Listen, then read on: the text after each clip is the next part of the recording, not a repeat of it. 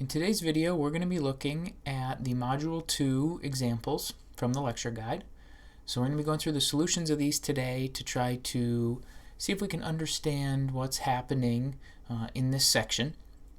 So the first example says, suppose I suspect that my die is not fair, and I think that it might be rolling fives more than 1/6 of the time, which is what should happen if it's a fair die. I decide to test this theory. So what do? I take a sample of all the possible rolls, and that sample is just 60 rolls, and what I end up with is getting 8 fives. So I roll a 5 8 out of 60 times, which is about 13.3%. So part A, what is my research question? Well, my research question is my die fair? Okay. B, identify the value of the statistic. So remember, the value of the statistic is what I got from the sample I actually did. So I'm interested in my die and rolling it forever to learn if it's fair or not, but I can't do that. I take a sample of 60 rolls. My statistic will be what happened in just those 60 rolls.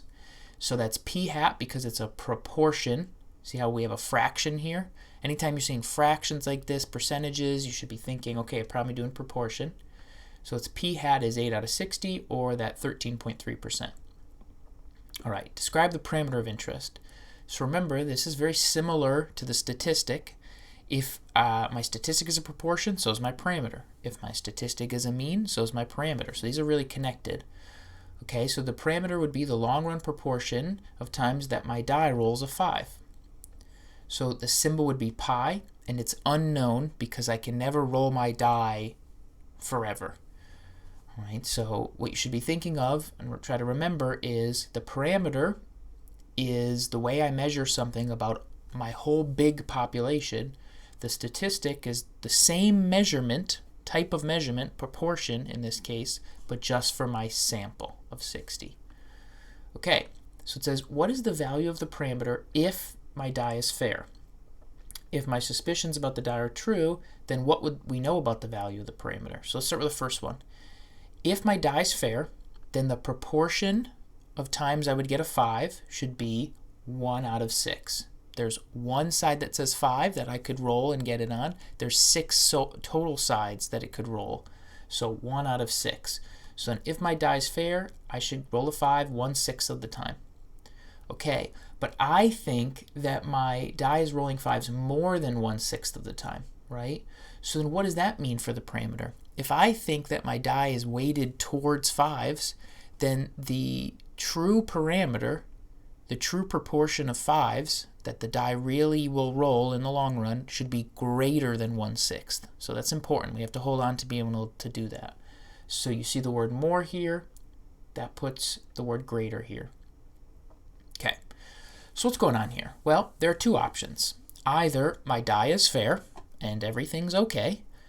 In that case, the parameter, the long run proportion, is that you should get 5s 1/6 of the time, okay, which is 16.7% rounded. Or the other scenario that I'm setting up is that it's not fair, and more specifically, in the long run, it's going to do 5s more than 1/6 of the time. And I'm doing more here because that was my original suspicion. So that's the alternative that I want to be exploring. All right, so how do we figure out if it's plausible that it's fair, or if really we have evidence that something's going on here? So as we've talked about before for this idea, we're going to create a chance model based on this first assumption of fairness, right? We're going to simulate our sample, again, just under that assumption, and we're going to see if our data fits. So we go down, we're going to use the applet here. We're going to run 100 simulations of 60 rolls. So what do I have to plug in here? Well, the 100 simulations, that's this box here. The 60 rolls, that was my sample originally, that's what I did. I'm going to tell the computer, okay, I want you to pretend to do that too. And then this first box, the probability of successes, or pi, so this is your clue pi, this is what you want to put, this is where you want to put your null hypothesis, which we'll get to in just a little bit. but is just this first line. This is the fair or by chance or not interesting. So remember, the point of this problem was we think something interesting is happening. Our die is not fair. That's the alternative. The die being fair, that's kind of like the boring one. That's going to be what goes in this first box here. And that's our 1/6, but we just put it as a decimal. Okay, so we hit draw samples, we get this picture, and remember, what is this picture?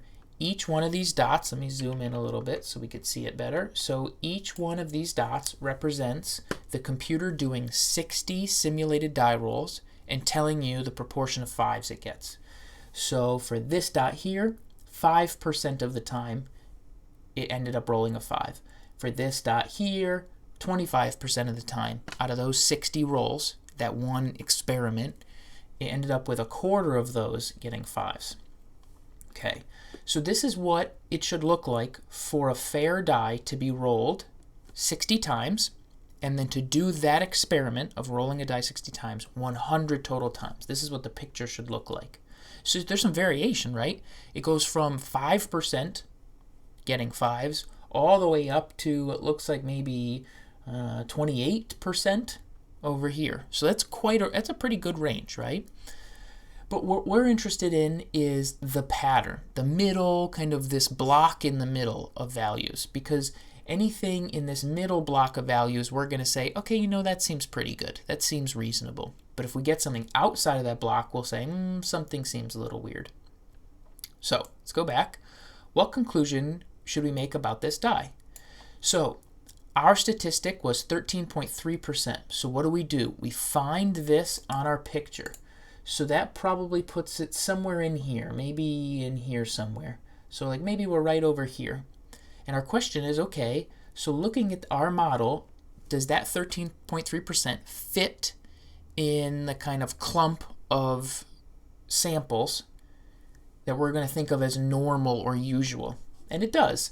There is a little weird kind of randomness effect here that we didn't get too many at this level, which looks like maybe it's like 13 or so, maybe 13.5%. But what matters is this overall middle picture, and our 13.3% fits really nicely into this picture here. So based on this chance model, we would say that our data says that the chance model could be correct, which means that this line seems to be plausible. It seems fine. Our data does not go against this assumption. All right. So let's rewrite some of this stuff out. Write the null and alternative hypotheses. So everything we just did before this, we actually did last section. What we're going to do now is we're going to write out some of these ideas that we already had in our symbols and in some of our new words. So the null hypothesis is going to be your by chance nothing interesting happening. So that is H0. Then you put a colon. You put the parameter pi, in this case it's pi, and then you put its value, assuming nothing interesting is going on. So we said nothing interesting going on was that pi should equal 1/6, because that's a fair die. Okay, so we wrote that down. Pi is equal to 1/6. Perfect. Now what's the other scenario? The other scenario was something interesting was going on. That's the alternative hypothesis, HA, and that says that the proportion of 5 should be greater than 1/6. That was our interesting case. And you could see that I've written those out in words as well. So this is going to be a process we do a lot. We're going to have a problem, a question we're trying to solve. We're going to have to think about what it means if nothing interesting is going on, and that will be our null hypothesis. Then we're going to have to think, okay, but what about the thing I'm really interested in, the thing that's interesting? Something's going on. That'll be the alternative. And you'll just need to practice writing each of these out, both in symbols over on the left and then in words over here on the right. Okay, so H, how does the null hypothesis relate to the chance model? Well, the null hypothesis is the foundation of the chance model. Remember, let's go back up to the chance model. This chance model that we have is all based on the fact that we are rolling a fair die. And what does a fair die mean? The proportion of 5s is 1/6. So our chance model is completely built on assuming that the null hypothesis is true. So the null hypothesis is true for us when we make the chance model. All right. So was the null hypothesis plausible, or do we have statistically significant evidence in support of the alternative? In this case, we're going to say it's plausible because our statistic fit nicely into the model. It was right in here, really close to the middle, wasn't extreme or weird or abnormal or whatever word you want to use. It fit in nicely. So we're going to say our null hypothesis is plausible. Seems like we could have a fair die. Okay. So let's go down to example 2. Let me zoom out a little bit. Example 2 says we've got 3 candy bars on the market, Yummies, Crunchies, and Tasties. So last week we were looking at 10,000 of these candy bars sold, and Yummies ended up with 28% of these purchases. I'm wondering if people are just randomly picking from the 3 candy bars. Boring. That's the boring case. In that case, if that's true, then Yummy should get about 1/3 of all purchases. So, is last week's sample statistic of 28% for Yummies enough evidence to convince me that, no, Yummies doesn't have that equal share? Actually, people don't really like Yummies as much. So, they only got 28% last week. Is that telling me that they just had an unlucky week? Or is Yummies really not up to snuff with these other companies? Okay, so let's look at part A. What is the research question? So in this case, it's, are people randomly picking a candy bar when they make a purchase? How about B? Identify the value of the statistic and also give the sample. So in this case, we're looking at those 10,000 purchases from last week, and we found that Yummies got 28% of these. And again, this is a percent, so that's telling me I should use p hat, because percent tells me proportion. Describe the parameter. Well, in order to answer this question about Yummies and how much people like purchasing them compared to the other candy bars, we should look at the long run proportion of Yummies candy bars sold. Again, this was already a proportion, so will this be. We're going to use pi because that's what goes with a proportion parameter, and we're going to say it's unknown because we can't tell the future. What is the value of the parameter if people are purchasing candy bars randomly? So if they look at the 3 candy bars, who cares? They're all the same. Let's just pick one. Then in that case, you will pick Yummies 1/3 of the time. So that's this first line here. Pi will be 1/3. But we're also interested in figuring out, are people picking Yummies less than that? Are they even less popular than random? In that case, pi should be less than 1/3. Okay, so what do we just do to kind of connect things back, even though we're going to do it later? Null hypothesis is right here. Alternative hypothesis is right here. So our boring, random, nothing happening really case, and our something interesting's happening. So we're going to fill this in. We're going to do probability of heads is 0.33. Why is that? Because that's what we said for the null hypothesis. Your null hypothesis value will always go in the first box. Number of tosses, that's going to be your sample size. How many candy bars did you actually look at? 10,000. That goes here. Number of repetitions, okay, that's going to be 100 because we just decided to do 100. That's the only reason. All right, so we get this chance model here. We see some middle, we see some points that are pretty far out. Okay, so what do? We say, what happened to our sample? Where's our sample on here? So you got to go back up, take 28% or 0.28, which will be easier for us to deal with here. So take this number, 0.28, find it on here. Did it ever happen even once? No, 0.28 is somewhere over here. Out of 100 times that the computer simulated a week of candy bar sales, it never even got close to doing as poorly as Yummies did. So our sample is unusual. Out of the 100 repetitions the computer did, they never got anything close to that. And so the way we were thinking about this before is, if Yummies really does get 33% of the purchases in the long run, then some weeks they will have a pretty good week, right? Over here, they got pretty lucky this week and got some extra sales. But some weeks it'll be bad. Oh, it's less than. So they had a bad week, kind of got unlucky. To have 28% pop up based on this chance model, it's technically possible with this assumption being true, with the null being true. It's just incredibly unlikely. You'd have to be incredibly unlucky for it to happen. And so in this class, right, if your only argument to the null being true with the given data is that you'd have to be incredibly unlucky, we are not going to accept that as an argument. We're going to say, nope, that's not a good enough argument. I'm going to reject that, and I'm going to go towards the alternative. So let's write those out just so we're all saying the same thing. The null hypothesis is the nothing case, the nothing interesting, right? The randomness. Pi is 33% or 0.33. The long run proportion of yummies purchased is 0.33. The alternative is that it's less than that, because that's what we were saying. We think, ooh, maybe yummies is not getting 33% of purchases. And so that's what we have here, the less than sign. And then that same sentence written out. Okay, well, how does the null hypothesis relate? Again, it's the same every time. The null hypothesis is the basis for our chance model. And you can see that reflected in here and in here. We build the chance model by telling the computer, hey computer, assume that the null hypothesis is true here. Now go simulate the sample that I got.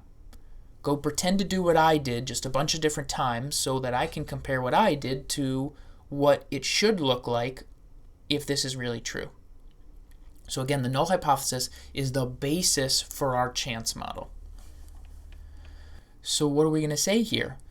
If our data point does not fit the picture, if it doesn't fit into the pattern of the chance model, we're going to say we have statistically significant evidence in support of the alternative. What was that? It was that Yummies is getting less than 33% of the purchases. Poor Yummies. All right. Okay, example 3. So, suppose someone tells me that the mean GPA for all currently enrolled DCC students is 2.92. I'm not sure I believe what the person told me, so I'm going to go collect a sample of 63 currently enrolled students and get their GPAs. My sample of students has a GPA of 2.46. Definitely different than 2.92. But our question is it different enough? So, A, what is the research question? Is the average GPA really 2.92? Right? The person I talked to, are they lying or are they telling the truth? B, describe the parameter of interest. Give the correct symbol. So this would be the average GPA of DCC students, and the correct symbol here is pi. And this is unknown. It's unknown to us. This is technically an example where the school itself, if the school was interested, they have all this data and they could produce mu and know what's going on. But we don't have that capability, so it's unknown to us. Okay, C, identify the value of the statistic and also give the symbol. The statistic in this case is the mean or average GPA of the students I talked to, the 63 I talked to. That was 2.46, and since we're using means or averages here, that's x bar for the statistic, x bar. What is the value of the parameter if the person I spoke to is correct? So if the person I spoke to was telling the truth and their average GPA guess or claim is true, then, well, it's just true. The average GPA, mu, is 2.92. That's it. Not too much to think through on that one. It's pretty nice with means a lot of the time. Okay, but what if this person's wrong? Well, I go back here before I look at this. So I'm just going to pretend for a second we strike that out, because we should be thinking about these hypotheses, null and alternative, before we do any actual statistic gathering. I know we aren't doing that in class together because we're not actually gathering any of the data, but in general, you would be creating your hypotheses before you go collect data. So if you're in that mindset, then I don't have any idea if 2.92 is an overestimate or underestimate. So I'm going to use not equal to here because I don't know. We will see once we start checking out the data, right, that it seems like this 2.92 is quite an overestimate. But in general, you make your hypotheses, you set them up before you gather any new data. Okay, so based on the results of the simulated chance model, what's going on? Does it seem plausible? So we got to just hold on to this. 2.46, hold on to that. Here's our chance model. Find 2.46 for me. All the way somewhere way over here. Not even close to the chance model. So what we're going to say is it does not seem plausible at all. What doesn't seem plausible? The null hypothesis does not seem plausible at all. Our statistic is nowhere near this picture. And remember, this picture is what's supposed to happen if you take many samples like ours under the assumption of the null. So if the null's true, this is what the sample should look like. Our sample looks nothing like this, so we're thinking, I don't think the null is true. So what's our conclusion? We've got evidence that the average GPA of DCC students is not 2.92. We've got some evidence that the person's wrong. All right. So let's rewrite these hypotheses. The null hypothesis says that the average GPA was 2.92, aka my friend is right. That's not interesting. My friend being right isn't interesting. What's interesting is my friend being wrong, and that's this one. The average GPA is not 2.92. That's the interesting one, the thing that we're investigating. Okay, so let's go back. How does this null hypothesis relate to the chance model? Well, how did I build the chance model? I know we haven't talked about this for means yet, but it's based on the fact that I'm assuming that the true GPA of DCC students is 2.92. The assumption here is the null hypothesis. So again, the chance model is built from me assuming the null hypothesis is true. It is the foundation of me building this picture. So this, I assume, is true or correct to build this picture. So we're going to say, for I, we've got statistically significant evidence in support of the alternative. That is, we believe our friend is wrong. So this is how you're going to write the sentence down because there's only really two sentences you could possibly write down here. So I'm okay when you start out just knowing there's two sentences and just writing those down immediately depending on which one's correct.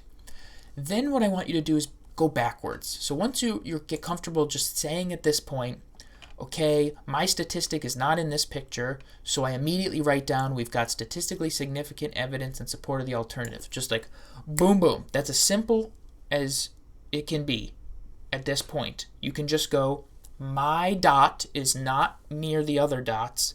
I write the sentence down. It's a fine place to start. But what we're going to want to do is try to, little by little, understand this more. So what does it mean to say in support of the alternative? We go back to what you wrote down for the alternative and we can just paste this in. So watch what we can do. We can say, and I'll just take this sentence here. I'm going to copy it, and what we can do is say we have statistically significant evidence in support of, and watch, we can just paste. The average GPA of DCC students is not 2.92. Now, clearly I have to fix the grammar and flow of that sentence, but you can see kind of what it looks like. You can literally just take your alternative hypothesis and throw it in there. And then, once you clean the sentence up, you've got a really nice sentence that you could communicate to someone else, even if they don't really know anything about statistics, and they would get what the purpose of what you did was, and they would be able to take away something interesting. So that's what our goal will be for this end stuff. It's going to start off very dry, very like, okay, I'm just writing this sentence over and over, right? But we're going to make sure that we practice turning it into something that's meaningful for you to say to another person and for them to understand what you're telling them. All right,